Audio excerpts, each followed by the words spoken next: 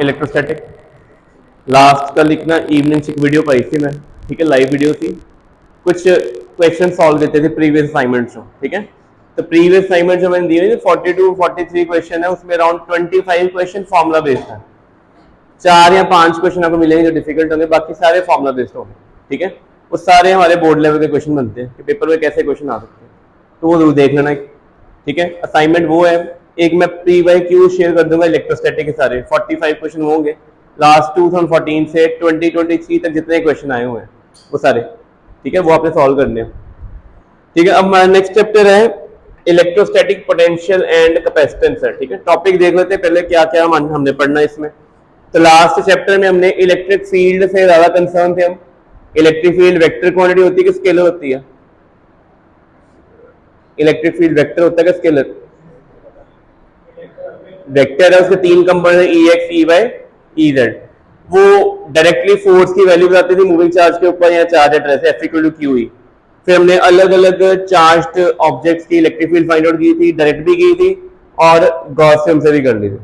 अब हमने एक लेवल आगे जाना है, अब हम पढ़ेंगे potential energy. Electrostatic potential energy and potential, पहला टॉपिक होगा हमारा, स्टार्ट यहां से करेंगे, ठीक है। फिर नेक्स्ट होगा इलेक्ट्रोस्टैटिक पोटेंशियल फाइंड आउट करना है किसका? एक पॉइंट चार्ज का, ग्रुप ऑफ चार्जेस है, बड़े सारे पॉइंट चार्ज होंगे, उनका पोटेंशियल निकाल लो। फिर इलेक्ट्रोस्टैटिक पोटेंशियल कौन आएगा बाद में? डाइपोल, जैसे इलेक्ट्रिक फील्ड में किया था, पहले पॉइंट चार्ज की इलेक्ट्रिक फील्ड निकाली थी, फिर डाइपोल की निकाली थी, फिर शेल, प्लेन शीट, रॉड सारे निकाले थे। ऐसे यहाँ पे पोटेंशियल निकालेंगे सारे।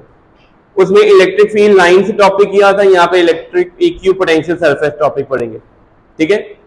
फिर हमारा इलेक्ट्रिक फील्ड और पोटेंशियल में रिलेशनशिप आएगा, इन दोनों आपस में कैसे रिलेट करते हैं, how we can calculate potential using electric field या इलेक्ट्रिक फील्ड यूजिंग पोटेंशियल, फिर न्यूमेरिकल पर्पस में इंपॉर्टेंट है वो। फिर सिस्टम ऑफ चार्जेस आ गया, पोटेंशियल एनर्जी। पोटेंशियल चलता है अप टू टॉपिक नंबर 8 तक। 8 टॉपिक, जो टॉपिक नंबर 8 है, यहां तक पोटेंशियल कंप्लीट होना हमारा। इसके बाद हमने कंडक्टर्स एंड नया टॉपिक स्टार्ट होगा कैपेसिटर्स, ठीक है। तो वो बाद में करना है, पहले हमने पोटेंशियल करना। स्टार्ट करते हैं पहले से।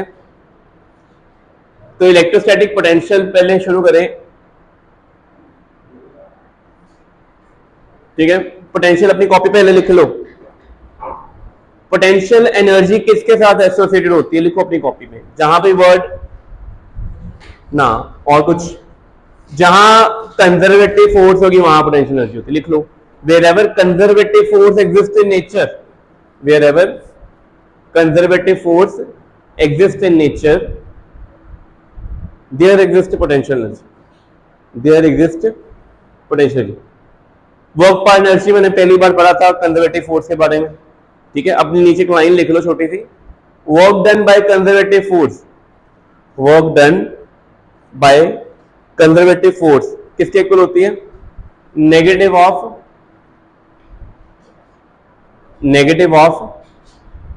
चेंज इन पोटेंशियल एनर्जी, ठीक है।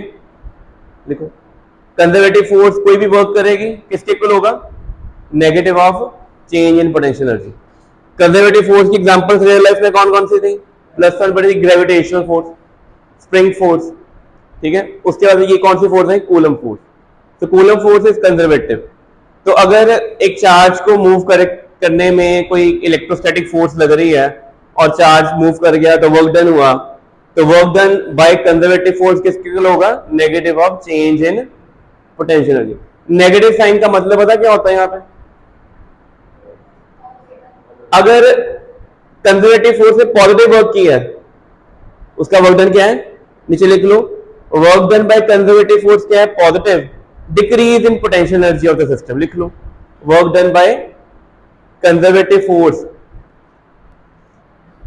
Is positive. अगर कंजर्वेटिव फोर्स का वर्क डन क्या है? पॉजिटिव है, देन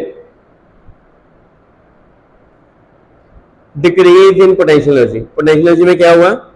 डिक्रीज हुआ, ठीक है।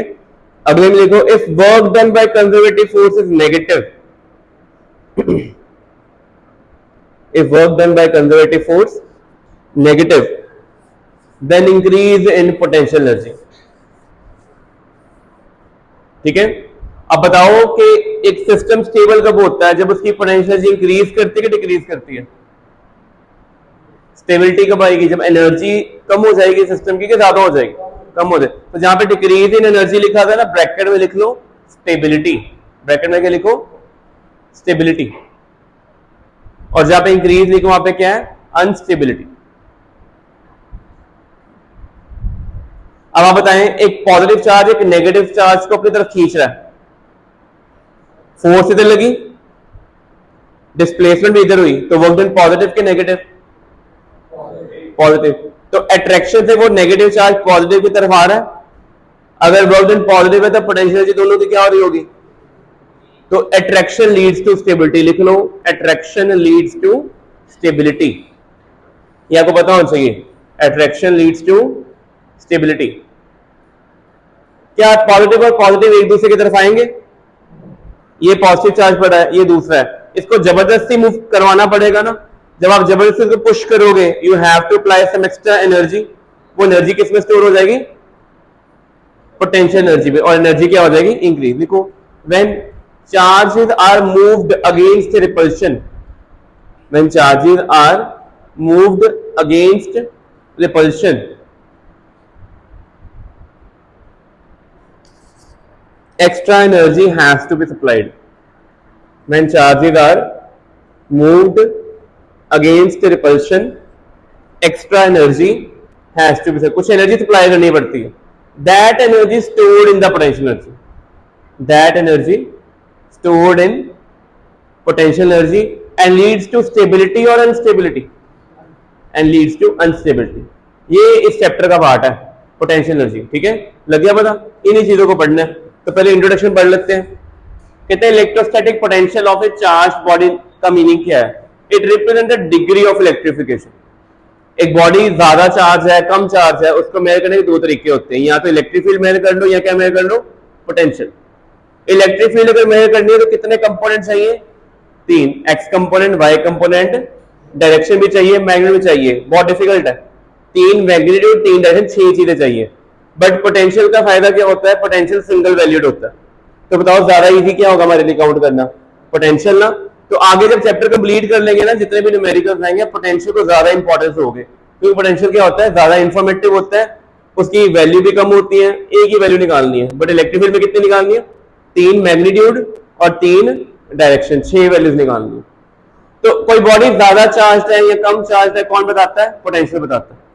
और आपको पता है कि चार्ज मूव कहां से कहां तक करता है? हाई पोटेंशियल टू, पढ़ा था ना 10th क्लास में, charge move from high potential to. जैसे एग्जांपल है कि ये अगर मेरे पास एक पाउच पड़ा हुआ है, ये मूव कर रहा है ना, ये राइट साइड है, ये लेफ्ट साइड है, क्या राइट से लेफ्ट या लेफ्ट से राइट ही मूव किया? मैंने कुछ नहीं फोर्स लगाई, मैंने इस लेवल को नीचे कर दिया, अब ये मूव कर गया। ये कहां से कहां तक मूव किया है? हाइट से लो। इसको मूव करवाने वाला कौन था? Gravitational force.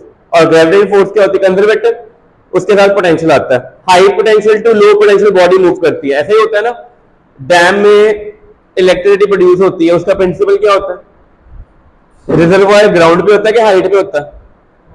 ग्राउंड पे पानी इकट्ठा करते हैं, हाइट पे इकट्ठा करते हैं, और उसके बैरियर खोलते हैं, पानी नीचे आता है, वो टरबाइन को रोटेट करता है, क्या कन्वर्ट होता है? Potential energy into electrical. यही होता है। ऐसे ही ये चीज है कि चार्जेस भी मूव करते हैं। कौन से चार्ज की बात करेंगे? पॉजिटिव।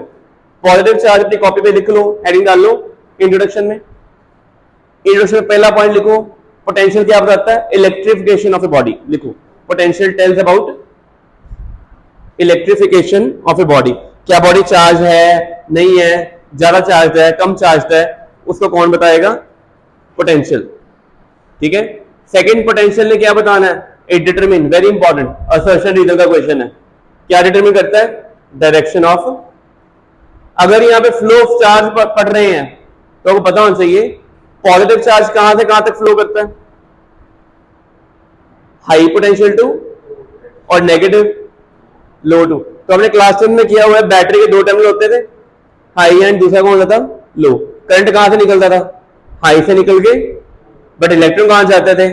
लो से। पढ़ते हैं ना हम ये, तो लिख लो direction of flow of charge, और नीचे लिख लो ना छोटा सा, positive charge flow from high potential to low potential,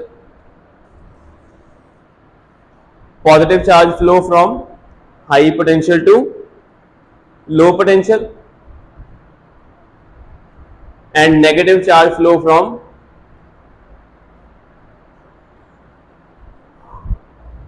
low potential to high potential. बेटा क्लियर होगी चीज? ठीक है, तो charge always flow from body at higher potential, ये बात कर ली। कौन से चार्ज की बात कर रहा है ये? पॉजिटिव कि नेगेटिव? पॉजिटिव। जब चार्ज के बारे में नहीं बताया ना कभी भी, तो कौन सा चार्ज होगा? Positive. If they mention there some negative charge, तब वो कहां से कहां मूव करेगा? Low to high. ठीक है, अब आता है electrostatic potential energy.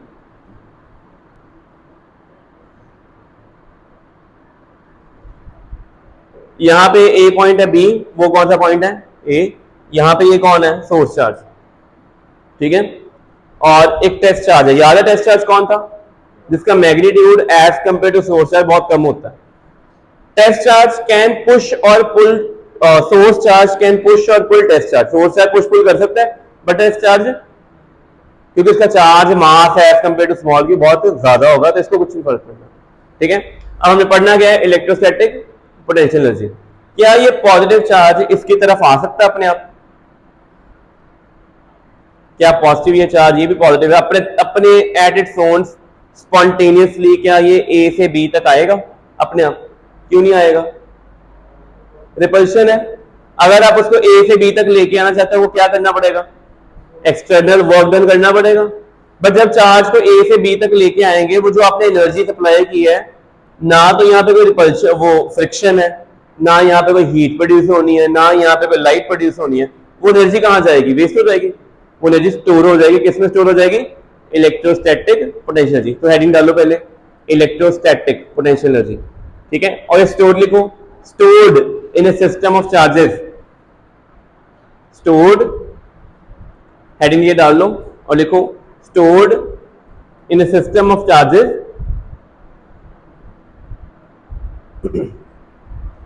when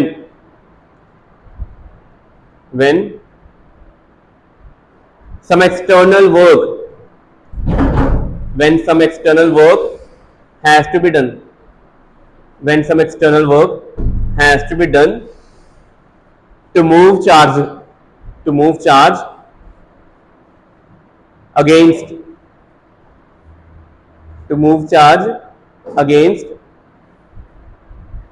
electrostatic repulsion और अट्रैक्शन। इलेक्ट्रोस्टैटिक रिपल्शन और अट्रैक्शन लग गया पता? मैंने स्टार्टिंग में लिखवाया था कि work done by electrostatic force negative delta U होता है। अगर रिपल्शन के अगेंस्ट मूव करवा रहे हैं तो पोटेंशियल एनर्जी क्या होनी है? इंक्रीज। ठीक है, याद है? हो गया पहले क्लियर? डायग्राम ड्रॉ करो ये वाली।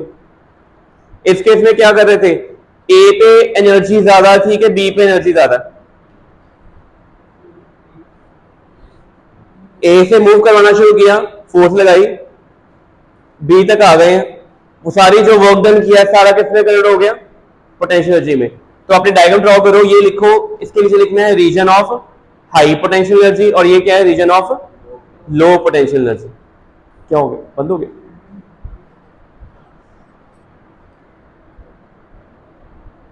ठीक है, चेक कर दो, मैं बता दूंगा। ठीक है, तो आपने डायग्राम ड्रॉ करनी है। एरो बड़ा इंपॉर्टेंट है। ठीक है, इस केस में एरो बहुत इंपॉर्टेंट शो कर रहा है कि चार्ज ए से बी तक आ रहा है। ए क्या है? Region of low potential energy, और ये क्या है? Region of high potential energy. अगर मैं चार्ज को यहां पे होल्ड करके रखा हुआ है, ठीक है, तो मेरी बॉडी में कुछ एनर्जी निकल रही है इसको होल्ड करने में, क्योंकि रिपल्शन है ना। अगर मैं इसको होल्ड करना बंद कर दूंगा तो क्या होगा? ये वापस इधर चार्ज किधर जाएगा कि वापस चला जाएगा? वापस चला जाएगा। इसके अंदर जितनी भी पोटेंशियल स्टोर हो गई वो सारी किस में कन्वर्ट हो जाएगी? काइनेटिक में। ये चीज क्लियर हो गई? हम इसी प्रिंसिपल को यूज करके इलेक्ट्रिसिटी रन करते हैं। आप देखा कोई भी इक्विपमेंट होगा, इसके दो एंड्स होते हैं, एक हाई पोटेंशियल पे होता है, क्या होता है? हाई पोटेंशियल पे चार्ज एंटर करता है, जैसे स्विच ऑन होता है चार्ज का एम क्या होता है? हाई से लो की तरफ भागना है कि लो से हाई की तरफ? हाई से। और जब वो मूव करता है उसके पास कौन सी एनर्जी होती है? काइनेटिक। वो काइनेटिक एनर्जी को हम यूज करते हैं इलेक्ट्रिकल एनर्जी में। फैन वो इलेक्ट्रिकल एनर्जी को किसमें कन्वर्ट कर रहा है? रोटेशनल काइनेटिक एनर्जी में। ये ट्यूबलाइट किसमें कन्वर्ट कर रही है? विजुअल एनर्जी, लाइट एनर्जी में। अगर कोई मेरे पास सिस्टम होगा, ऑडियो सिस्टम, वो उसको साउंड एनर्जी में कन्वर्ट कर देगा। तो इलेक्ट्रिकल एनर्जी कहां से आती है? तो बताओ, पहले करंट पहले एग्जिस्ट करता है कि पोटेंशियल पहले एग्जिस्ट करेगा? जब लाइट चली जाती है तो दोनों पॉइंट्स क्या हो जाते हैं? सेम पोटेंशियल पे। तब मतलब ये सोर्स चार्ज की पोजीशन खत्म होगी। अगर ये सोर्स चार्ज यहाँ पे ना हो तो ए और बी दोनों सेम पोटेंशियल पे होंगे कि डिफरेंट?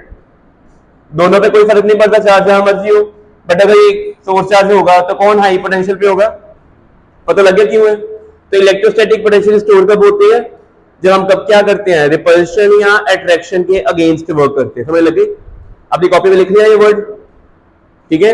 तो बड़ा इंपॉर्टेंट पॉइंट है, एनर्जी स्टोर कैसे करें? रिपल्शन और अट्रैक्शन के अगेंस्ट जाएं, ठीक है? लिख लो, एनर्जी ऑलवेज स्टोर्ड। बैटरी में एनर्जी स्टोर होती है ना हमारी, वो एनर्जी कैसे स्टोर होती है? टू वर्क डन अगेंस्ट, लिखो, energy always stored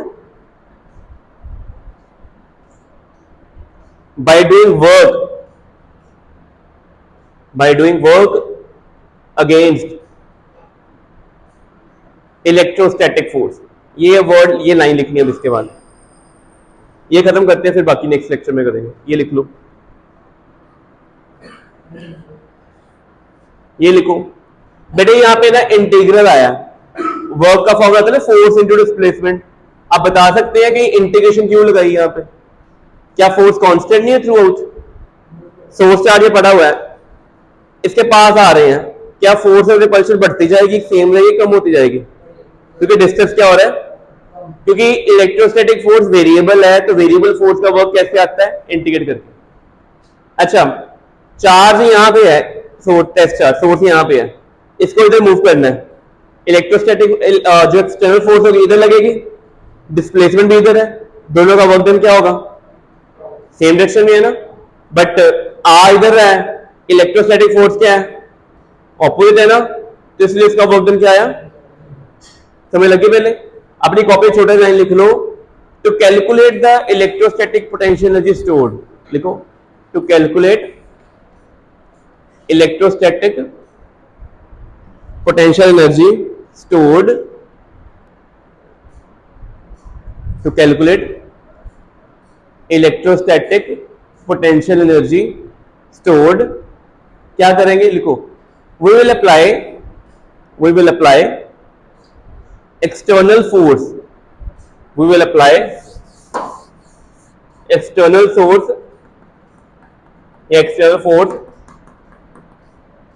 such that charge move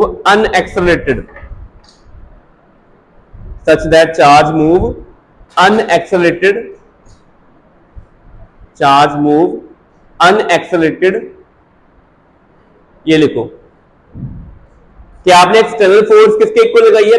same electric के, जितनी एक्सटर्नल है उतनी इलेक्ट्रिक है। चार्ज अनएक्सेलरेटेड आ रहा है, अनएक्सेलरेटेड का मतलब क्या हुआ? सेम स्पीड से। अगर चार्ज सेम स्पीड से आएगा, आपकी इलेक्ट्रिक फील्ड फोर्स और एक्सटर्नल फोर्स दोनों क्या होंगे? Equal and. तो देखो यहां पे फॉर्मूले में यहां पे एक्सटर्नल लिखा है ना, क्या एक्सटर्नल की जगह Fe लिखेंगे कि माइनस Fe लिखेंगे? तो फॉर्मूले क्लियर हो गए। तो ये पहले फॉर्मूले है, पेपर में ये फॉर्मूला ही आ जाता है, which is the formula is correct. External force के साथ पॉजिटिव आता है, बट इलेक्ट्रिक के साथ क्या आना है? लगे पता क्यों आना है? जब भी आपने इलेक्ट्रोस्टैटिक पोटेंशियल से निकालनी है, चार्ज को कैसे मूव करना है? फास्ट मूव करना है, स्लो करना है कि अनएक्सेलरेटेड? क्या करना मूव आपको?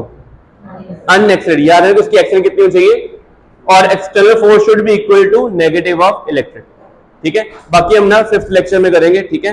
तो लैब में नहीं आना, आपने यहीं पे आना। कर दिया बेटे? ऑलरेडी हमने ये वाला फॉर्मूला कर लिया था।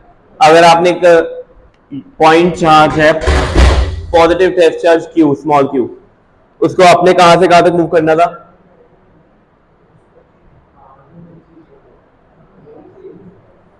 डायग्राम में देखो बेटे, देखो बातें बंद करो।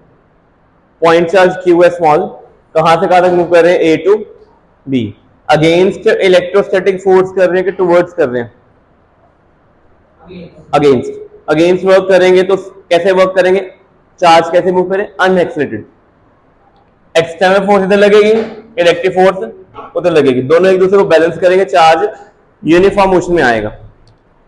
तो amount of work done in doing so integral से निकलना है, क्योंकि जैसे जैसे चार्ज पास आएंगे फोर्स चेंज होगी कि सेम रहेगी। तो वेरिएबल फोर्स के केस में वर्क डन आता है इंटीग्रेट करके। तो ये आपको पता होना चाहिए कि work done to move charge from A to B का फॉर्मूला ये है। एक्सटर्नल फोर्स मैं लगा रहा हूं, कोई मशीन लगा रही है, कौन है हमें नहीं पता, बट इलेक्ट्रिक फोर्स फिक्स्ड होती है। अगर पॉइंट चार्ज है तो के Q1 Q2 bye R square होगी। अगर वहां पे कोई चार्ज पॉइंट नहीं है तो क्यू ई लगा देगा, और ई क्या होगी, इलेक्ट्रिक फील्ड। तो ये फॉर्मूला मॉर्निंग में हमने लिख लिया था पहले। अब आगे शुरू होते हैं। यहां से कर लिया था, लिख लिया फॉर्मूला। इसके बाद ये लिखो, ये जो वर्क डन है ना, work done against electrostatic force, ये बताया था मैंने। इलेक्ट्रोस्टैटिक फोर्स के अगेंस्ट जो भी वर्क होगा किसमें स्टोर हो जाता है, पोटेंशियल एनर्जी। लिखो, तो delta U equal to U B minus U A. U A क्या थी, इनिशियल पोटेंशियल एनर्जी, और बी क्या है, फाइनल पोटेंशियल एनर्जी। और ये work done A to B आया, और ये वर्क डन किसके कौन कर रहा है, एक्सटर्नल फोर्स कर रही है। तो अपने याद रखना। तो ये दोनों फॉर्मूले को याद होना चाहिए, न्यूमेरिकल्स में हम यूज करेंगे इनको। और याद रखना कि without acceleration charge particle move करे तभी आपकी external force is equal and opposite to electrostatic force आएगी, अदरवाइज नहीं आएगी। तो ये कंडीशन है इस चैप्टर में कि आपकी charge movement should be unaccelerated. कर लिए नोट फॉर्मूले, ठीक है, हो गया ये। अच्छा, ये कंजर्वेटिव फोर्स मॉर्निंग में बात कर रहे थे। कंजर्वेटिव फोर्स का work done over a closed path कितना होता है, स्टार्टिंग पॉइंट ये है, एंड पॉइंट भी यही है। तो work done by conservative force क्या होता है, क्योंकि ये डिपेंड किस पे करता है, work done depend upon initial and final position, not on the position. आगे प्रूफ करेंगे हम, ठीक है। अब आगे ये लिखो, ये देखो क्या कह रहा है, ये जो ऊपर फॉर्मूला पड़ा है ना, W A B, A point से बी तक मूव के, A and B they close points. But अगर ए पॉइंट कहां पे हो, इन्फिनिटी पे हो। ए पॉइंट कहां पे है, बहुत दूर से अगर चार्ज को लेके आ रहे, कहां तक लेके आ रहे, बी तक, तो वर्क डन का फॉर्मूला ये बनेगा। और आपने याद रखना है, अगर दो चार्जेस में सेपरेशन कितनी हो गई, इन्फिनिटी, क्या इन दोनों का एक दूसरे पर इफेक्ट होगा, इज देयर एनी पोटेंशियल और इलेक्ट्रिक फील्ड, कुछ भी नहीं होना। तो potential energy at infinite distance कितना होता है, जीरो, ठीक है। तो इसको लिखो, ये आपको पता होना चाहिए। ये फॉर्मूला लिखो, इसके बाद ये लाइन लिखनी है, when point A is at infinity then we gate.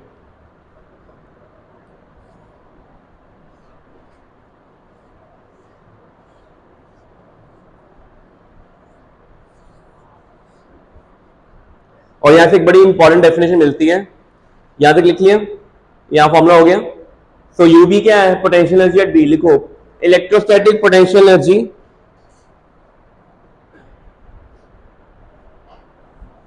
Electrostatic potential energy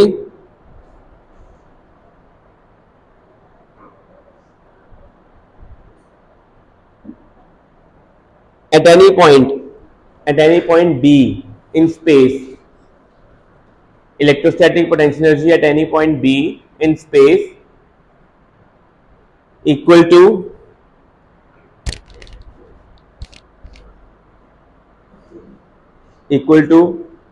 amount of work done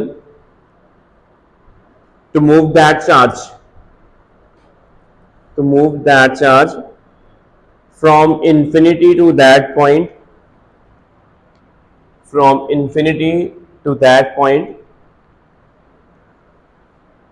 against electrostatic force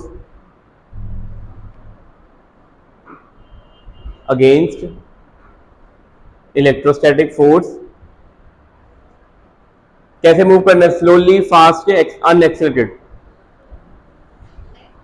बताओ। चार्ज पार्टिकल मूव कैसे करना है, इन्फिनिटी से इस पॉइंट तक लेके आना, स्लो लेके आना, फास्ट लेके आना, क्या अनएक्सेलरेटेड। लिखो लास्ट में अनएक्सेलरेटेड।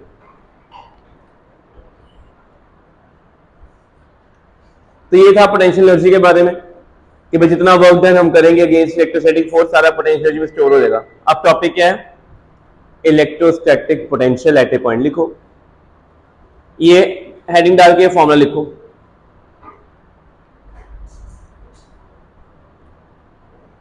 किसी भी दो पॉइंट्स हैं बी एंड ए, उनमें अगर पोटेंशियल डिफरेंस निकालना है, स्टार्ट हम ए से कर रहे हैं, जा बी तक रहे हैं, तो the potential difference between B point and A point कैसे होता है, ए से बी तक जाने में जितना वर्क किया गया था, किसने किया था, एक्सटर्नल फोर्स ने, वो वर्क निकाल लिया वो हमने, उसको किससे डिवाइड करना है, जिस चार्ज को मूव किया। So work done against electrostatic force from one point two another point पर यूनिट चार्ज, उसको क्या बोलते हैं, potential difference between the two points. तो दो पॉइंट से पोटेंशियल डिफरेंस किसके इक्वल होगा, एक पॉइंट से उठा के चार्ज को कहां तक लेके जाना है, बी तक लेके जाना है, जितना वर्क डन करेगा एक्सटर्नल फोर्स वो निकाल लो और किससे डिवाइड करो, जिस चार्ज को क्या किया, मूव किया। तो work done per unit charge against electrostatic force. Charge में जाना कैसे है, अनएक्सिलरेटेड ही है, बट पर यूनिट चार्ज आ गया, इसको क्या बोलना हमने, पोटेंशियल डिफरेंस। ठीक है, इसका अनदर फॉर्मूला क्या है, change in potential energy over charge में क्यू से डिवाइड कर देना। और ये फॉर्मूला आपने क्लास 10th में भी किया था कि W V equal to W by Q करते थे ना, वही फॉर्मूला हो गया, work done per unit charge. ठीक है, नोट करो इसको। तो ये दो पॉइंट से पोटेंशियल की बात कर रहा है कि एक पॉइंट पे, दो है ना। अगर किसी एक पॉइंट पे बी पे पोटेंशियल निकालना होगा तो चार्ज को ए से नहीं मूव करवाना, कहां से मूव करवाना है, इंफिनिटी से।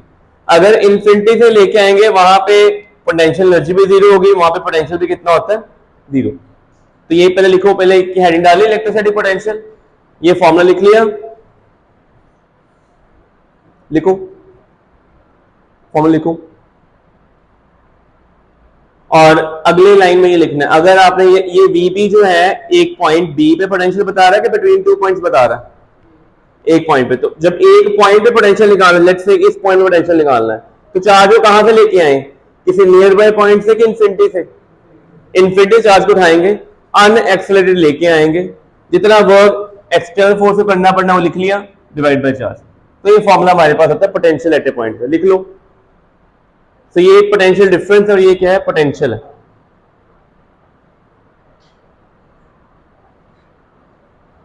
और कोई बताएगा कि ये पोटेंशियल एक पॉइंट पे 1 कब आएगा, इसका यूनिट 1 वोल्ट होता है। पोटेंशियल 1 वोल्ट कब होगा, when 1 joule is work done to bring a charge of कितना, 1 coulomb from infinity to B against electrostatic force unaccelerated. तो ये लास्ट लाइन बड़ी इंपॉर्टेंट है कि आपने इलेक्ट्रोस्टैटिक फोर्स अगेंस्ट मूव करवाना है और कैसे लेके आना है, अनएक्सेलरेटेड, स्पीड इंक्रीज डिक्रीज नहीं होनी चाहिए। ठीक है, कर लिया नोट यहां तक। तो ये पोटेंशियल एट ए पॉइंट भी पढ़ लिया हमने। आओ क्वेश्चन करते हैं, पहले स्टेटमेंट लिखो क्वेश्चन की। पोटेंशियल को यूज करके ना वर्क डन निकालना बहुत इजी होता है, क्योंकि हमें पता है कि work done per unit charge potential difference है। अगर हमने पोटेंशियल एनर्जी में डिफरेंस निकाल लिया, फाइनाइट आ गया, तो वर्क डन भी आएगा। बट अगर पोटेंशियल एनर्जी या पोटेंशियल में डिफरेंस जीरो है तो वर्क डन भी कितना होगा, जीरो। इसी टेक्निक को यूज करके हम ये निकाल लेंगे। स्टेटमेंट लिखो कॉपी पे।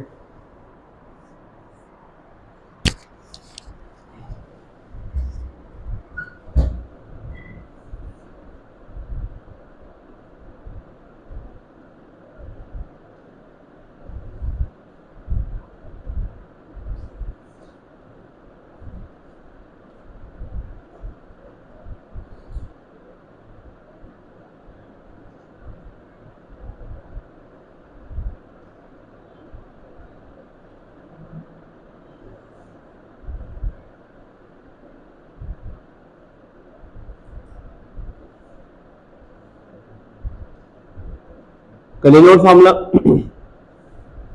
तो बेटे सब में क्या करोगे कि कितना वर्क करना है, अगर आपने क्या करना है, 2 माइक्रोकूलम चार्ज है, एक कॉर्नर से ए से कहां तक लेके जाना है, बी कॉर्नर तक। ठीक है, और when A charge 10 microcoulomb exist at centre, source charge कौन है बताओ, 2 माइक्रोकूलम के 10 माइक्रोकूलम, 10 माइक्रोकूलम सोर्स चार्ज है ना। तो ये कैपिटल क्यू, ये क्या है, स्मॉल क्यू। आपने इसकी इन्फ्लुएंस में चार्ज को कहां से उठा के लेके जाना है, ए से कहां तक लेके जाना है। तो वर्क डन कैसे करना है, देखो वर्क डन लिखो, डब्ल्यू ए बी, क्या फॉर्मूला था वर्क डन का, डब्ल्यू ए बी था ना, वो क्या होता है, U B minus U A, या charge into V B minus V A. U potential energy होती है, वी क्या होता है, पोटेंशियल होता है। अब आप बताएं क्या ए पॉइंट से सोर्स चार्ज का डिस्टेंस कितना, 10 है, ये सेम डिस्टेंस है, बी तक का डिफरेंट है, क्या ये ए ओ डिस्टेंस और ओ बी डिस्टेंस सेम है कि डिफरेंट है, सेम है। सोर्स चार्ज भी सेम है, तो सोर्स चार्ज का potential at A, source charge का पोटेंशियल एट बी, दोनों क्या होंगे, सेम होंगे। तो पोटेंशियल दोनों पॉइंट्स पे क्या है, फॉर्मूले मैंने लिखवा दिए, ये सारे पढ़े हमने। अगर दो पॉइंट में पोटेंशियली सेम है तो जितना मर्जी चार्ज मूव कर जाए, थोड़ा करो चाहे ज्यादा, वर्क डन कितना होता है? 0। तो ये एमसीक्यू क्वेश्चन था। क्या आपको पता होना चाहिए कि क्या वो दोनों पॉइंट से पोटेंशियल सेम आना है कि नहीं आना। डायरेक्शन मैटर नहीं करती। इस चार्ज की यहाँ पे फील्ड इधर होगी, इस चार्ज की फील्ड होगी इधर, both are not equal, magnitude में equal but direction are, but potential की तो डायरेक्शन ही नहीं है, जितना मैग्नीट्यूड यहाँ पे उतना ही यहाँ पे। ठीक है, तो आंसर लिख लिया, फॉर्मूले वो मेंशन कर दो कि अगर आपने वर्क डन निकालना तो सबसे इजी मेथड क्या है? पोटेंशियल या पोटेंशियल एनर्जी निकाल ली। ठीक है, तो सेकंड चैप्टर में हम वर्क डन पे आएंगे, फर्स्ट चैप्टर में वर्क डन नहीं पढ़ा था हमने। हो गया क्लियर? ये थे फॉर्मुलेशन जो हमने इलेक्ट्रिक फील्ड या पोटेंशियल के निकाले।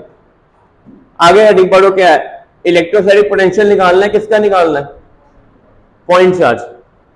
पॉइंट चार्ज सिंगल चार्ज होता है, पहले पॉइंट चार्ज का निकाल लेंगे, फिर ग्रुप ऑफ चार्जेस आएंगे, फिर डाइपोल आएगा, प्लेन शीट, रॉड सब आ जाएंगे। तो हेडिंग डालो पहले और डायग्राम ड्रॉ करो। पहले ये हेडिंग डालो और डायग्राम ड्रॉ करो।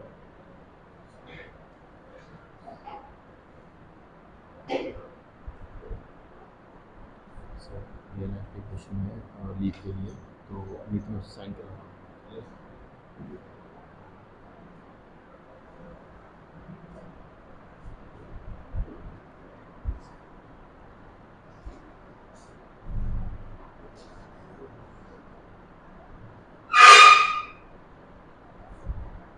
कर ले नोट, डायग्राम ड्रॉ कर ली।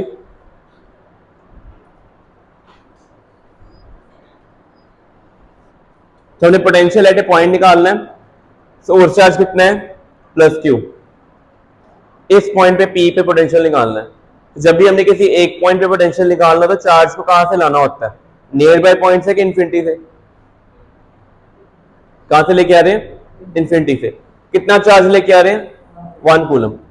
यहां से इसकी तरफ आ रहा है, पास आ रहा है, रास्ते में कहां पहुंचे? इस ए पॉइंट पे।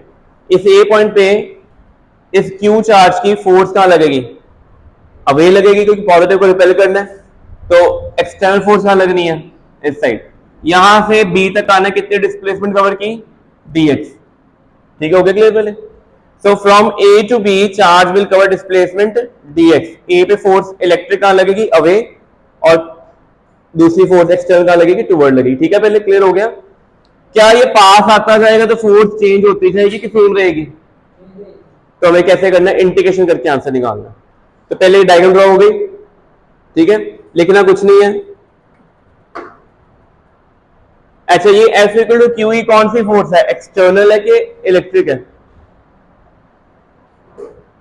E क्या होता है? Electric field. तो वो एक्सटर्नल की बात करेगा कि इलेक्ट्रिक की बात करेगा? पॉइंट चार्जेस में फोर्स कैसे, इलेक्ट्रिक फील्ड कैसे निकालते हैं? पॉइंट चार्ज की अगर चार्ज स्मॉल क्यू है उसकी इलेक्ट्रिक फील्ड कैसे निकलेंगे? 1/4 क्यू बाई एक्स स्क्वायर। ये मैंने पढ़ा था। ठीक है, अच्छा वर्क डन। अच्छा, ये जो वर्क डन है किसका है? इलेक्ट्रिक फोर्स का वर्क डन है कि एक्सटर्नल का है? यहां पे एंगल 180 बन रहा है, बताओ। ये जो चार्ज ने मूव करना है, चार्ज की डिस्प्लेसमेंट ए टू बी है, इलेक्ट्रिक फोर्स लग रही है अवे, दोनों में एंगल कितना है? तो work done by electrostatic force negative आएगा कि पॉजिटिव आएगा? बट सेम टाइम पे अगर एक्सटर्नल की बात करें, एक्सटर्नल कहां लगेगी? ठीक है, तो यहां पे हम किसकी बात कर रहे हैं? तो पहले ये ठीक है, small amount of work done in moving unit charge from A to B. ठीक है, तो ई डी एक्स कॉस 180 यहां तक आ गए पहले। अच्छा, यहां पे ना आप नोटिस करना कि क्यू नहीं लिख रहे साथ में, क्योंकि क्यू कितना मानना हुआ है? 1 कूलम। क्यू कितना अज्यूम किया हुआ है? 1 कूलम। देखो क्यू यहां पे 1 कूलम है। और अगर हमने इसको टोटल निकालना तो इंटीग्रेट करेंगे। चार्ज को लाए कहां से थे? इन्फिनिटी से। कहां तक लेके आए? किस पॉइंट तक लेके आए? पी तक लेके आए। पी तक कितना डिस्टेंस है? पी तक डिस्टेंस, सोर्स से पी तक का डिस्टेंस कितना है? आर। तो एक्स जो डिस्टेंस है वो कौन सा है? किसी भी टाइम पे किसी भी लोकेशन पे वेरिएबल है। फाइनल डिस्टेंस कितना है? आर। तो इंटीग्रेट कहां से करेंगे? 0 टू आर में। चलो ये इंटीग्रेशन करूं। 1/x² की इंटीग्रेशन क्या होती है? 1/x², x⁻−2 बन जाएगा। x⁻−2 की इंटीग्रेशन कैसे करोगे बताओ? x⁻−1 ये होता है ना x⁻n+1/n+1। तो ये 2 मार्क डेरिवेशन है कि derive expression for electrostatic potential at a point due two point charge. 2 mark में इससे ज्यादा नहीं आता। तो वैल्यू देखी है, इंटीग्रेट किया, वैल्यू अपर लो लिमिट पुट की, तो ये आ गया।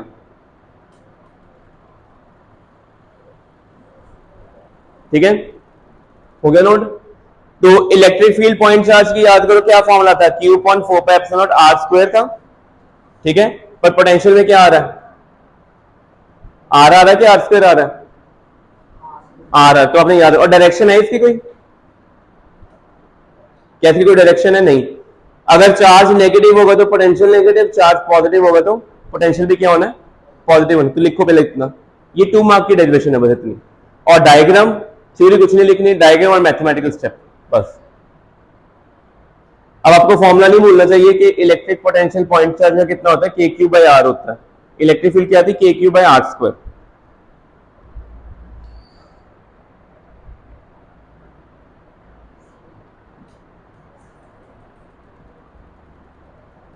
चलिए नोट हो गया, लिख लो।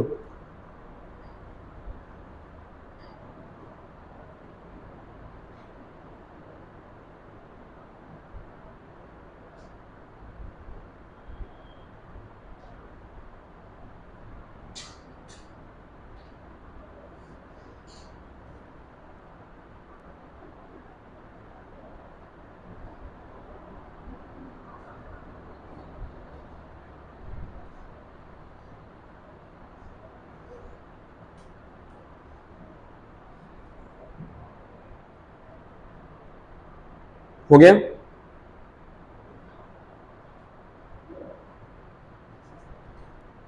तो आपने याद रखना है पोटेंशियल पॉइंट चार्ज का पॉजिटिव नेगेटिव दोनों हो सकते हैं।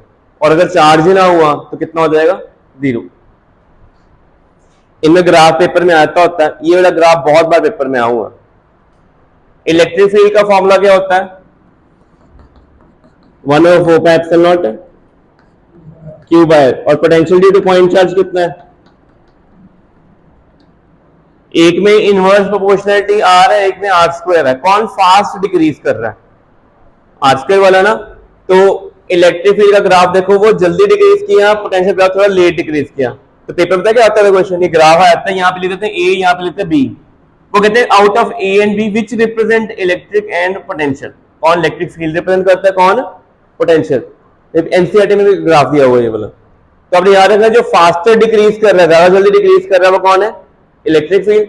और कंपैरेटिवली जो थोड़ा धीरे डिक्रीज कर रहा है, वो कौन है? पोटेंशियल।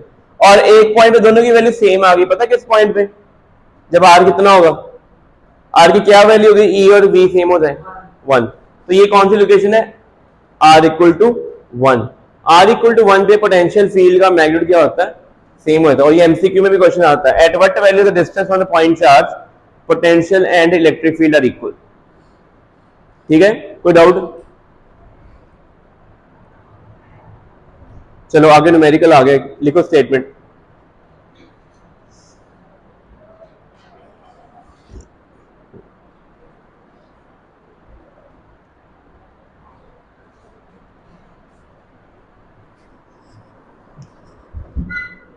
स्टेटमेंट नोट करो।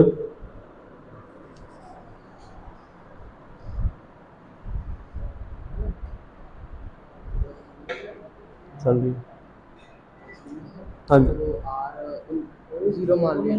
अगर R 0 हो गया तो आंसर नॉट डिफाइंड हो गया। इसका मीनिंग क्या हुआ कि पॉइंट चार्ज की ऑन द सरफेस या उसके सेंटर पे पोटेंशियल कितना है? नॉट डिफाइंड है। ये मीनिंग है। ठीक है, क्वेश्चन क्लियर हुआ? पहले क्या कह रहा है? इलेक्ट्रोस्टैटिक पोटेंशियल निकालना है। कहां पे निकालना है? सरफेस पे। किसके? Gold nucleus. गोल्ड न्यूक्लियस का डायमीटर कितना है? 13.2। तो रेडियस कितना आएगा सेंटर से? इसका हाफ हो जाएगा। तो कैसे करेंगे सब?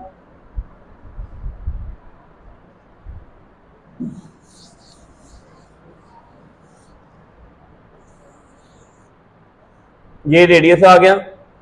इसके अंदर चार्ज पॉजिटिव होता है ना गोल्ड न्यूक्लियस के अंदर, बताओगे कितना पॉजिटिव चार्ज है? गोल्ड न्यूक्लियस के अंदर पॉजिटिव चार्ज कितना होगा? एटॉमिक नंबर 79 है, तो कितने प्रोटॉन होंगे अंदर? तो चार्ज टोटल इनसाइड कितना होगा? 79 ई होगा। और सरफेस के ऊपर पोटेंशियल निकालना तो क्या होगा? ई आएगा। तो क्यू कितना है? 79 ई। आर कितना है?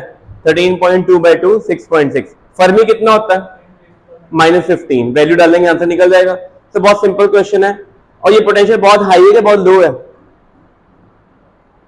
हमारे घर में 220 वोल्ट पोटेंशियल डिफरेंस सप्लाई आता है, उसमें एसी घर की सारी चीजें चलती हैं और बहुत हाई पोटेंशियल। इसका मीनिंग एटम का जो न्यूक्लियस है it is rich source of electrical energy. तो इन फ्यूचर हमारे पास टेक्नोलॉजी होगी जब हम एटम के न्यूक्लियस से एनर्जी ड्राइव करेंगे। अभी हम न्यूक्लियर एनर्जी निकाल रहे हैं ना, but we can't drive electrical energy from the atom nucleus. ठीक है, in future we can do. होगा क्लियर पहले?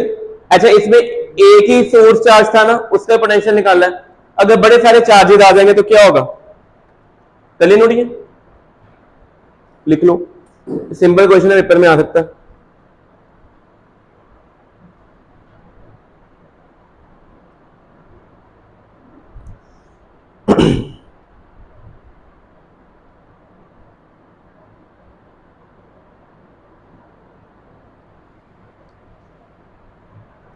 कर ले नोट, हो गया।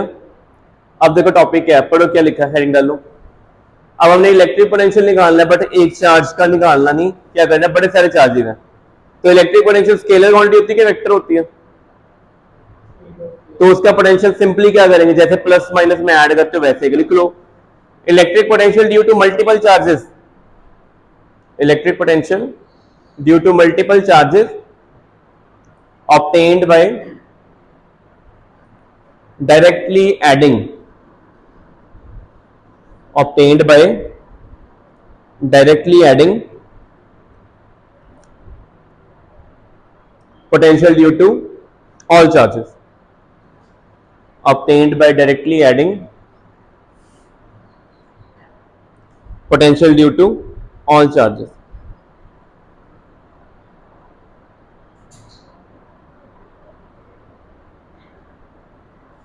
तो यहां पे पॉइंट पी पे पोटेंशियल निकालना है। कितने चार्ज पड़े हुए हैं? Q1 Q2 Q3 so on Q1। सभी से डिस्टेंस आ गया। पहले चार्ज का पोटेंशियल कितना होगा? K Q1 बाई R1, दूसरे का K Q2 by R2, K Q3 by, सभी को क्या करेंगे? प्लस कर देंगे। तो डायग्राम ड्रॉ करो और फॉर्मूला लिख दो। डायग्राम ड्रॉ करनी है और ये लास्ट में दो फॉर्मूले लिख देने, बस इतना करना है। लिख लो।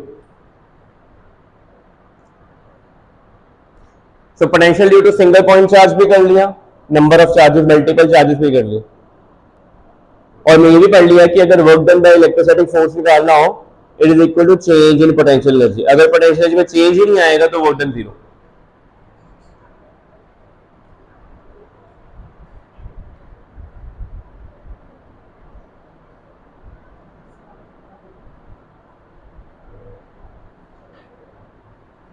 कर ले नोट,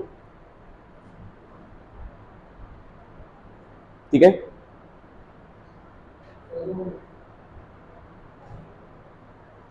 डायग्राम ड्रॉ कर लिए। सर लास्ट में दो ये लाइन से रिजल्टेंट पोटेंशियल पी फॉर्मूला, बस और नहीं लिखना, ठीक है। डिस्टेंस हमें कैलकुलेट करने पड़ेंगे, ठीक है। अब आगे करते हैं। चलो न्यूमेरिकल, बड़ा कॉमन न्यूमेरिकल है, बड़ी बार पेपर में आया हुआ, लिखो।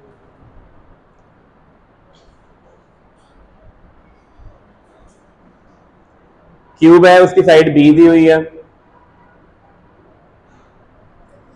उसके 4 वर्टिसेस हैं उसकी, हाँ नहीं, अच्छा क्यूब के कितने वर्टेक्स होते हैं? क्यूब के 8 वर्टेक्स हैं। 8 वर्टेक्स के ऊपर जैसे कॉर्नर 8 कॉर्नर नजर आ रहे हैं रूम में, 8 के 8 कॉर्नर पे कितना चार्ज पड़ा हुआ है? क्यूब पड़ा हुआ है। साइड कितनी है? बी। करना क्या है? Determine the potential and field निकालनी है। कहां पे निकालनी है? सेंटर चार्ज एरे लिखा हुआ है, एरे को कहते हैं अरेंजमेंट।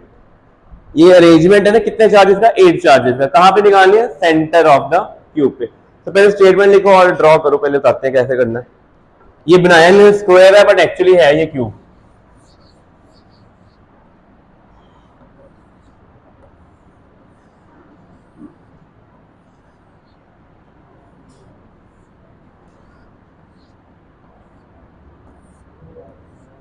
सेंटर यहां पे होना है, देखो इधर, भाई सेंटर इसका कहां पे है, इस सेंटर को बोलते हैं बॉडी सेंटर। क्या कहना है इसको, बॉडी सेंटर। कहां पे, इस रूम का बॉडी सेंटर पता कहां होगा, उस कॉर्नर से एक लाइन डायगोनल निकलेगी, उधर जाएगी उसका सेंटर, रूम के सेंटर में। ठीक है, कैसे निकालने लगे, देखो पहले तो आपने क्या करना है, ये कितना है बी, ये साइड भी कितनी है, ये जो डायगोनल है इसको बोलने हैं, इसको क्या बोलना है, क्या बोलना है इसको, फेस डायगोनल। क्या कहना है इसको, जो फेस डायगोनल है वो कहां पे है, लग गया पता, नीचे फ्लोर। इसकी वैल्यू कितनी आनी है, √2b, पहले इसकी वैल्यू आनी है √2b, क्योंकि जो नीचे वाला बेस है, बेस ऐसे बन रहा है, ये भी बी है, ये भी बी है, पाइथागोरस थ्योरम लगाएंगे, a² + b² 2 करते हैं ना, a² + b² = c²। ये क्या निकला है, फेस डायगोनल। हमने क्या निकालनी है, ये वाला जो कॉर्नर है इसको ज्वाइन करेंगे, इसको क्या बोलेंगे, बॉडी डायगोनल। ऑपोजिट कॉर्नर्स को जब क्यूब के ज्वाइन करते हैं तब क्या मिलती है, बॉडी डायगोनल मिलती है। ठीक है, ड्रॉ करो। अब बताओ बॉडी डायगोनल कैसे निकाल लेंगे,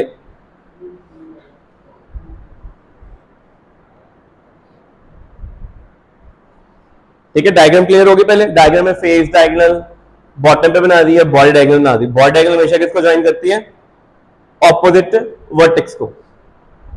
तो ये जो फिगर बनी है ये वाली, ये निकालना है, ये जो पूरी साइड है ये वाली, ये कितनी है b, इसका बेस √2b, तो ये ऐसे डायग्राम बनी है, ये है √2b, ये b, तो ये कितना आएगा पाइथागोरस से, तो इसका हमने बॉडी डायगोनल टोटल कितनी है, √3b कितनी है, हमने कहा में निकालना उसके सेंटर पे, तो सेंटर तक का डिस्टेंस ये कितना होगा, ये डिस्टेंस कितना आएगा, √3b/2। तो एग्जामिनर को पहले डायग्राम बना के जस्टिफाई करना पड़ना आपको कि ये कैसे निकाल रहे हो आप। सो बॉडी डायगोनल का हाफ कितना आ गया, √3b/2। ठीक हो गया।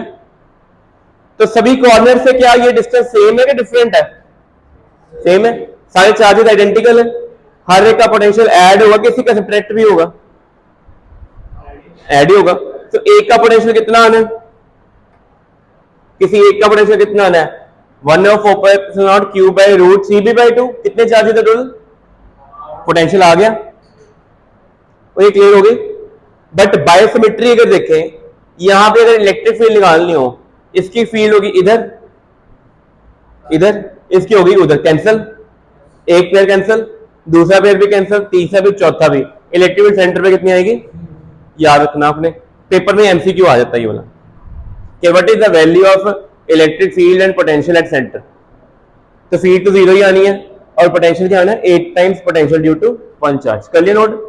तो ये मेन वो डायग्राम ड्रॉ करो अपनी कॉपी पे, वो बनाओ, और ये फॉर्मूला लिखो, बस खत्म। ये लास्ट वाला ये वाला पैराग्राफ लिखना था बस। डायग्राम स्क्वायर नहीं बनाना, स्क्वायर बहुत इजी है, बनाना क्या है, क्यूब। बनाओ इसको।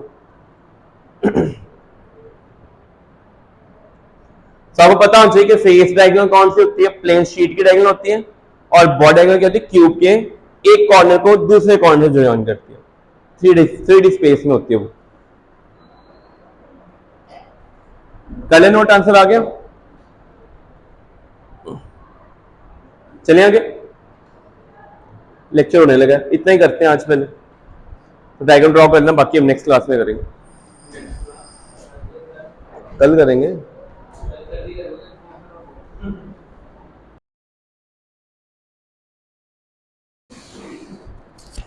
नेक्स्ट टॉपिक हमारा है electrostatic potential due two point charge. Copy खोलो।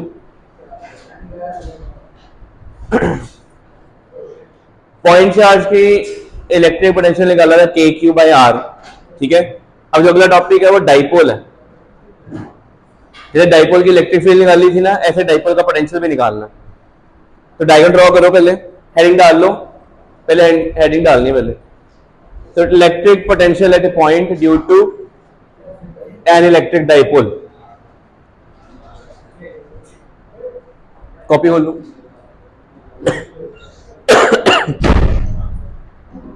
गेट बंद कर। तो आपको ये डाइपोल नजर आ रहा है, डायग्राम ड्रॉ करनी है। डाइपोल मोमेंट की डायरेक्शन कहां होती है? नेगेटिव टू पॉजिटिव के positive to negative. Dipole moment की डायरेक्शन नेगेटिव टू, ये एरो आपने ड्रॉ करना है। सेंटर ऑफ डाइपोल को क्या अज्यूम करना है?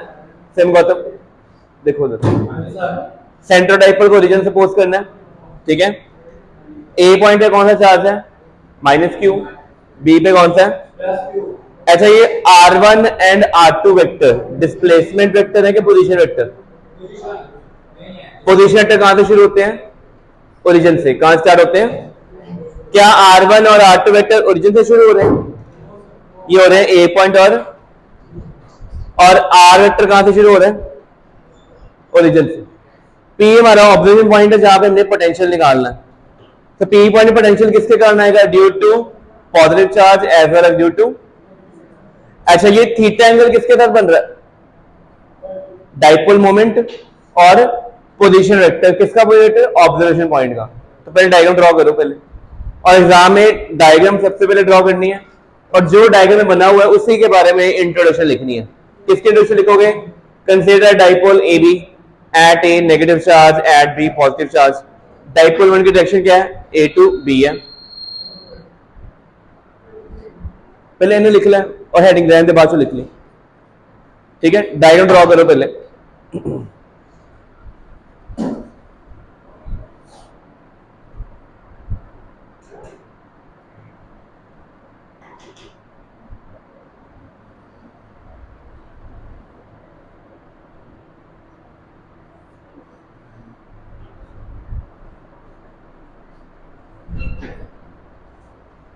गेट बंद कर, कॉपी खोल लो।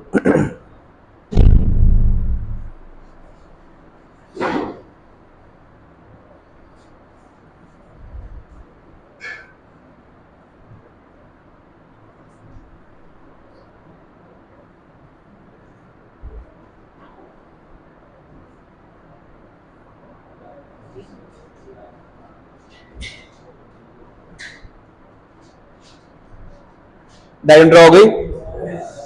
एग्जाम में कोई थ्योरी लर्न नहीं करनी, जो डायग्राम है वही लिखना है कि डायग्राम में क्यू चार्ज कहां पे है, -q कहां पे है, r1 r2 और r कौन है, बस ये बताना आपने, ठीक है। तो इलेक्ट्रिक पोटेंशियल पहले शुरू करेंगे।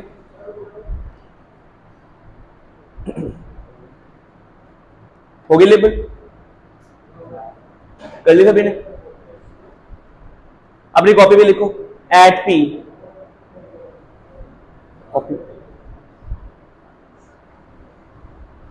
बन गई।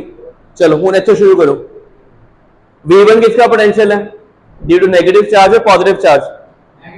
कितना पोटेंशियल होता है पॉइंट चार्ज का? k/r या 1/4 q/r।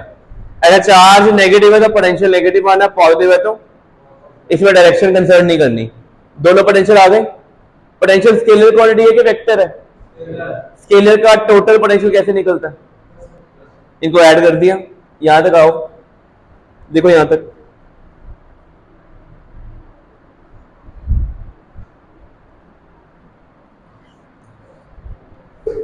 ये किस टाइप का ट्रायंगल है? राइट एंगल है कि नहीं है? क्या ये राइट एंगल ट्रायंगल ड्रॉ की मैंने? है राइट एंगल? अगर मैं इसको ऐसे कर दूं, अब ये कौन सी ट्रायंगल है? ना ये राइट एंगल है, ना ये आइसोसेलेस है, ना इक्विलेटरल है। क्या कहते हैं इसको? Scalene triangle.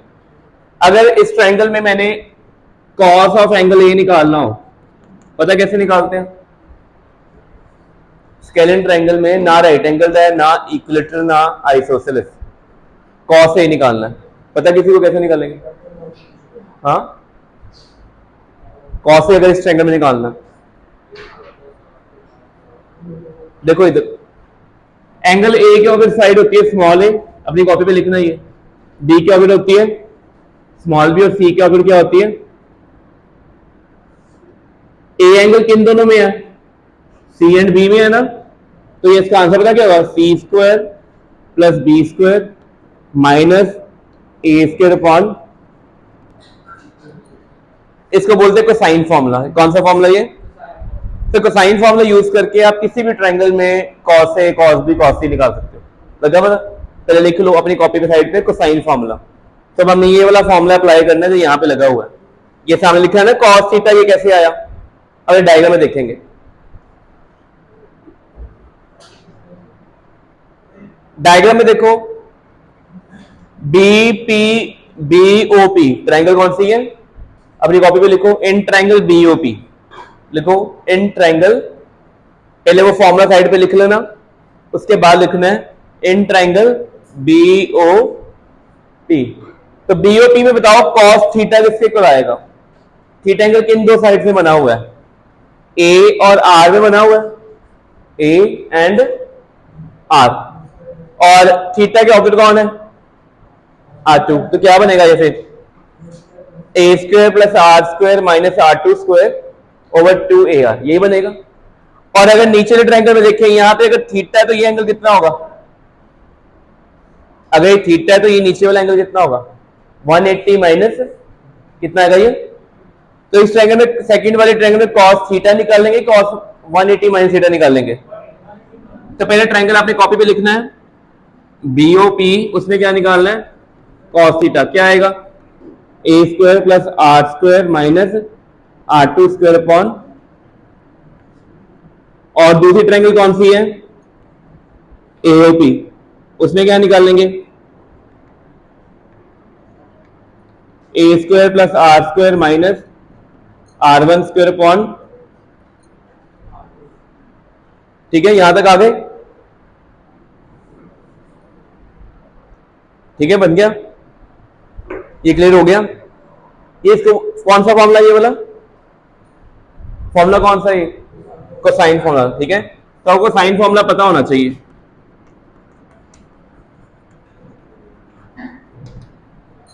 ठीक है, क्लियर हो गया।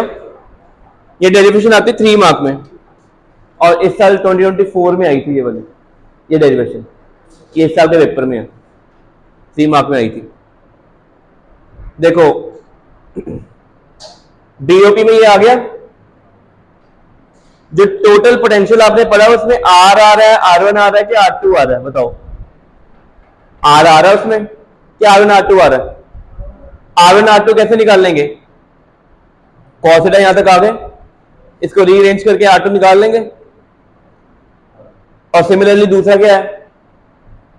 cos 180 माइनस थीटा किसके इक्वल होता है? Minus cos theta. सेकंड वाला भी निकाल लिया। फर्क देख रहे हो? यहाँ पे क्या है? -2 आ रहा है cos थीटा, यहाँ पे क्या आ रहा है? प्लस आ रहा है ना। क्यों प्लस आया? कि cos 180 माइनस थीटा किसके इक्वल होता है? Minus cos theta. नोट करो, यहां तक स्टेप लिखो। खुशदीप सीधे हो जाओ। हाँ, यहाँ सेकंड चैप्टर चल रहा है।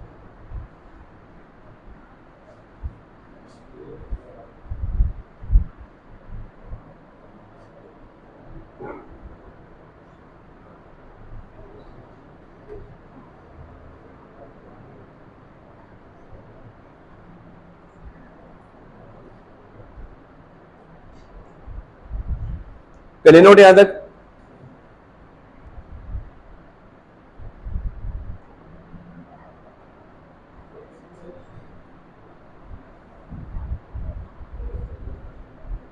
डन। अब नीचे देखो क्या किया हुआ है, आर स्क्वायर कॉमन निकाल लिया। यहां तक आ गए। हमने यहां पे क्या लिखा है? ये कौन सी कंडीशन होती है? ए लेस देन आर। कौन सी कंडीशन कहते हैं इसको? ये कौन सी कंडीशन होती है? Short dipole. किसकी होती है? कि अगर डाइपोल आपके पास कौन सा है? Short dipole. अगर ए आर से बहुत छोटा है तो A square by R square term बहुत छोटी हो जाएगी, बहुत बड़ी हो जाएगी। तो इसको क्या कर देंगे हम? इग्नोर कर देंगे। ठीक है, लिखो यहां तक, स्मॉल इग्नोर कर दिया। यहां तक स्टेप नोट करना है। इसके बाद बताता हूं क्या लिखना है, ये कैसे आया। उसके लिए आपको रीजन साइड में लिखना पड़ना है। एग्जाम में ध्यान रखना, इन्होंने डायरेक्ट ये चीज लिख दी इधर से। ठीक है, इसके बाद स्क्वायर रूट लेना है, ये सारा स्टेप याद है। लिखो 1/r1 एंड 1/r2 कैसे निकाल ले? रेसिप्रोकल करके।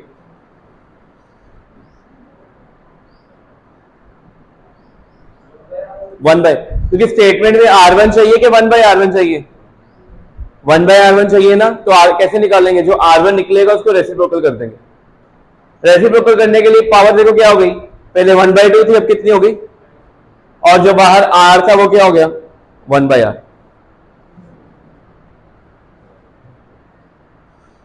ठीक है, 3 मार्क क्वेश्चन था पेपर में, इस बार आया था ये, कर लिए नोट?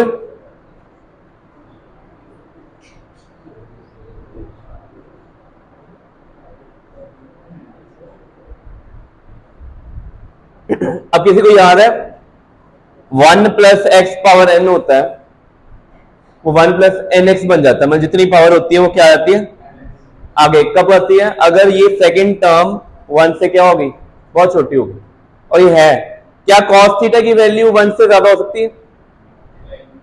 और a/r स्मॉल है कि लार्ज है? बहुत स्मॉल है, तो यहाँ पे जितनी पावर होगी वो क्या आ जाएगी? आगे आ जाएगी। तो -1/2 इंटू 1/2 करेंगे तो कितना आएगा? 1 ओनली।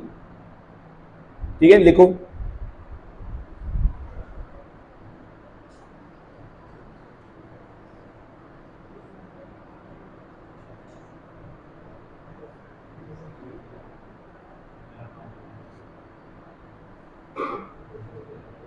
ठीक है, कर लिया?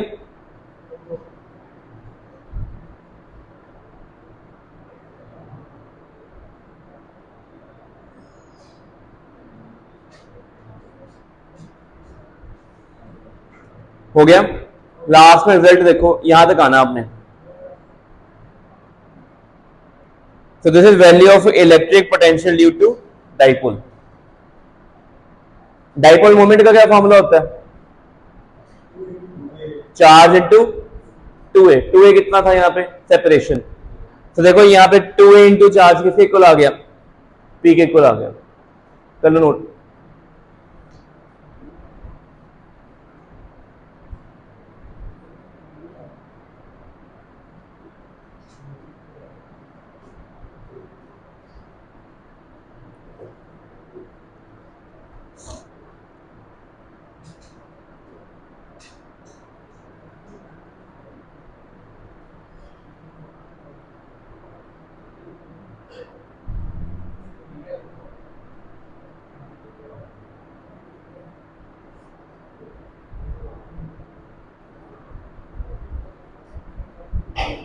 ठीक है, क्लियर हो गया? अच्छा, अगर थीटा 0 हो जाए, cos 0 कितना होता है? थीटा 0 का मीनिंग क्या होगा? Along axis of the dipole के परपेंडिकुलर टू द डाइपोल। और अगर इक्वेटोरियल लाइन पे आ जाए थीटा कितना हो जाएगा? cos 90 कितना होता है? 0। तो यहां तक फॉर्मूला हो गया क्लियर? अब यहां पे लिखा हुआ है p cos थीटा।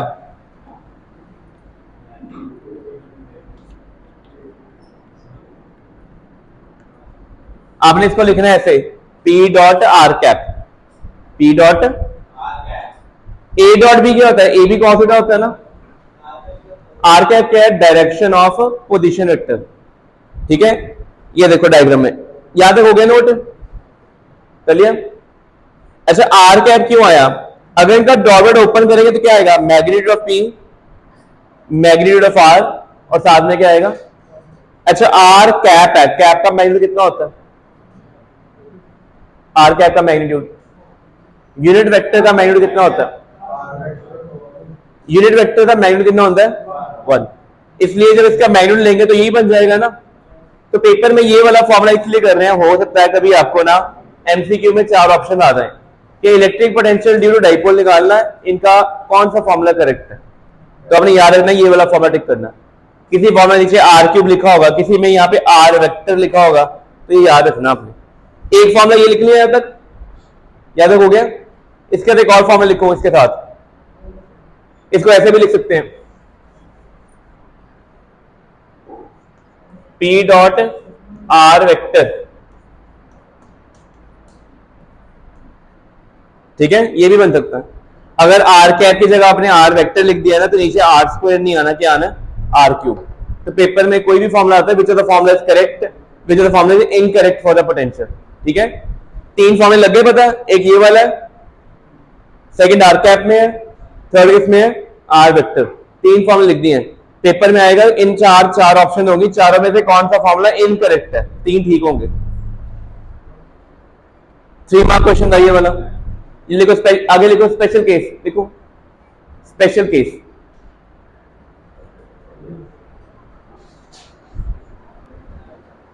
अच्छा प्रथम सामने देखो बेटे, स्पेशल केस में पहला कौन सा केस है, क्या लिखा हुआ, along the dipole. Along the dipole का मीनिंग, एक्सेस का मीनिंग क्या हो गया, डाइपोल ऊपर जा रहा है, डाइपोल यहाँ तो ऑब्जर्व पॉइंट यहाँ पे होगा थीटा 0, या कहा होगा नीचे, तो थीटा कितना आ जाएगा पाई।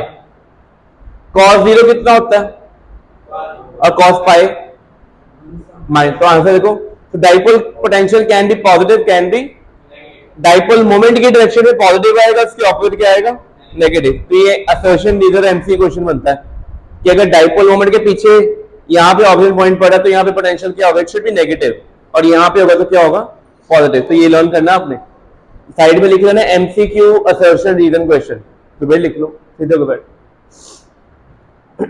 MCQ assertion reason question.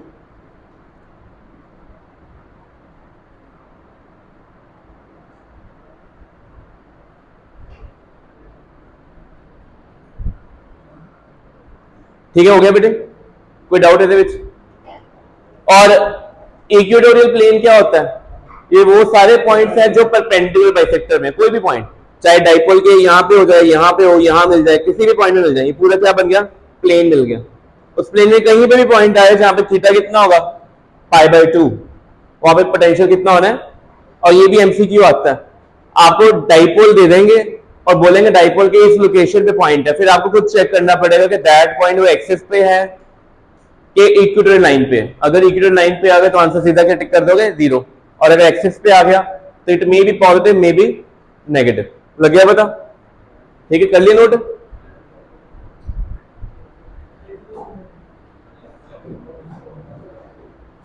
हो गया क्लियर, लिखो, नोट करो, बेटे लिख लो, प्रथम हिमांशु लिखो।